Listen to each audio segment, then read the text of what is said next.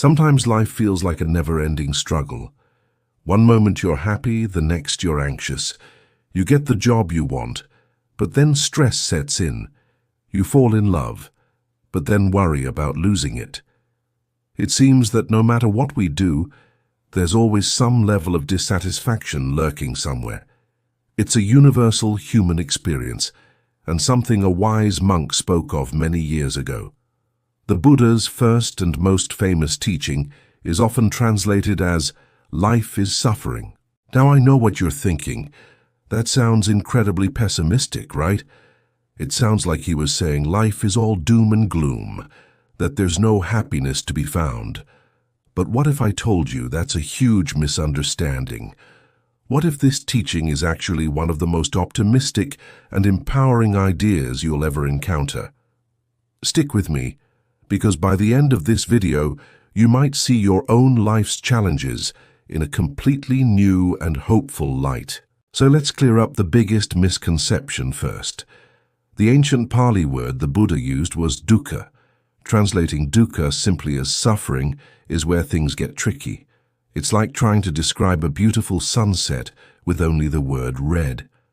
You're missing all the other colors, the nuances, the full picture. Dukkha is a much broader concept. Yes, it includes the obvious kinds of suffering we all know. The pain of sickness, the grief of losing a loved one, the sting of failure. These are the big, painful events that hit us hard. But dukkha is also much more subtle.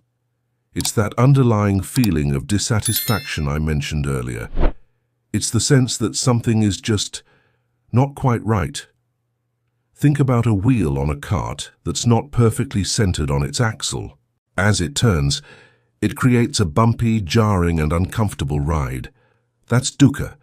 It's the inherent out-of-jointness of our ordinary existence.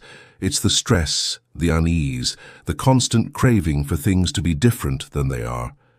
We want pleasure to last forever. We want to avoid pain completely, and we get frustrated when life doesn't cooperate. That frustration, that's dukkha. The Buddha identified 3 main types of dukkha, and this is where it gets really interesting and relatable. The first is the suffering of suffering, the obvious stuff. Physical pain from an injury, emotional pain from a breakup, the anxiety you feel before a big presentation. This is the dukkha everyone recognizes. It's sharp, clear, and unavoidable. The second type is the suffering of change. This one is more subtle. Have you ever had a perfect day? Everything goes right.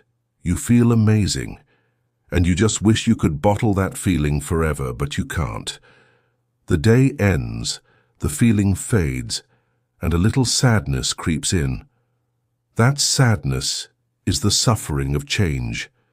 It's the pain that comes from the fact that even good things don't last. That delicious meal ends. That wonderful vacation is over. The high from a promotion wears off. This isn't about being ungrateful for the good times. It's about recognizing that our attachment to them, our desperate clinging to make them permanent, is itself a source of stress. And the third type, which is the deepest, is the suffering of conditioned existence. Whoa, that sounds complicated, but it's actually quite simple.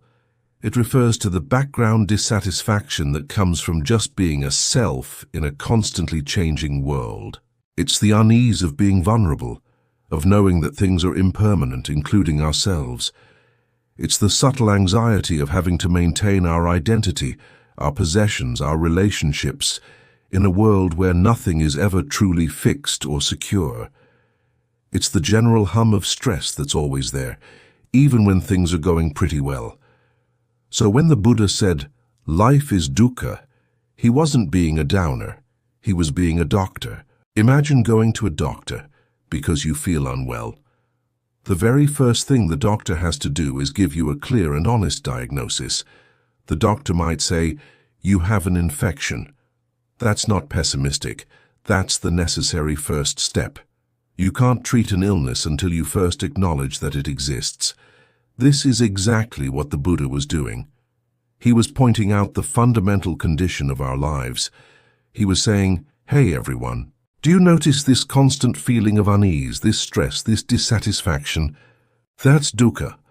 It's a real thing and it's part of the human experience. You're not alone in feeling this way. This is incredibly liberating. It means that if you're feeling stressed, anxious, or unfulfilled, you're not broken. You're not doing life wrong. You're simply experiencing the default human condition. Acknowledging this is the first step toward freedom. It's like realizing you've been trying to swim against a current your whole life. The first step isn't to swim harder. It's to stop, notice the current, and understand how it works. But the Buddha didn't stop at the diagnosis. A doctor who just tells you are sick and then walks away isn't a very good doctor. The Buddha's complete teaching is known as the Four Noble Truths. The first truth is the diagnosis. There is dukkha. The second noble truth is the cause of the diagnosis. He said dukkha arises from craving, attachment, and aversion. We suffer because we desperately cling to what we want and desperately try to push away what we don't want in a world that is constantly changing. The third noble truth is the prognosis. There is an end to dukkha. This is the good news. It's possible to be free from this constant dissatisfaction. And the fourth noble truth is the prescription. The way to end dukkha is by following a practical path of practice and wisdom, known as the Noble Eightfold Path. So you see, the statement, "Life is suffering," is not the end of the story. It's the very beginning. It's the starting point of a journey toward genuine, lasting happiness and peace. It's an invitation to look honestly at our experience, not to wallow in it, but to understand it so we can transform it. Think of it this way.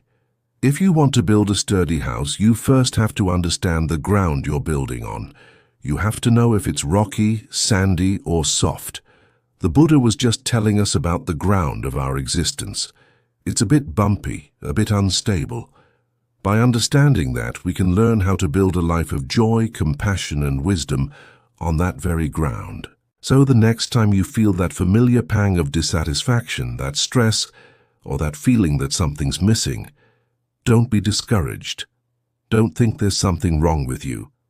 Instead, you can gently say to yourself, this is dukkha. By simply naming it and acknowledging it, you take away so much of its power. You're not fighting it anymore, you're understanding it. And that understanding is the first ray of light, the first step on a path to a more peaceful and fulfilling life. Thank you so much for watching. I hope this reframing of one of the most misunderstood ideas is helpful for you.